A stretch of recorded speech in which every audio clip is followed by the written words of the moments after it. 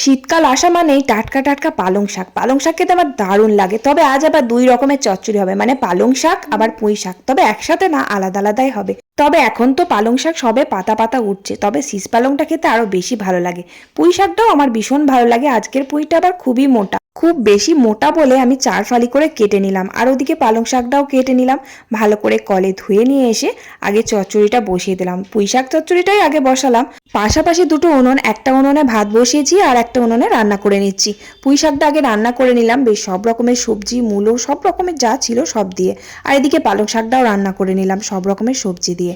আর একটু ধনে পাতা দিয়ে মুসুর ডাল রান্না করলাম, মানে ধনে পাতা, পেঁয়াজ আর রসুন দিয়ে। আর মাছ ছিল, মাছগুলো কাঁচা কলা আর আলু দিয়ে বেশ একটু ঝোল মতোই করলাম। ব্যাস ব্যাস, আজকের রান্না আমার এখানেই কমপ্লিট। কিন্তু ২ রকমের চচ্চড়ি দিয়ে আমার ভাত খাওয়া হয়ে যাবে। যাই হোক, রান্নাটা শেষ করে রান্নাঘরটা পরিষ্কার করে চান টান করে তারপর খেতে বসলাম। ভিডিওটা ভালো লাগলে লাইক করো, টাটা।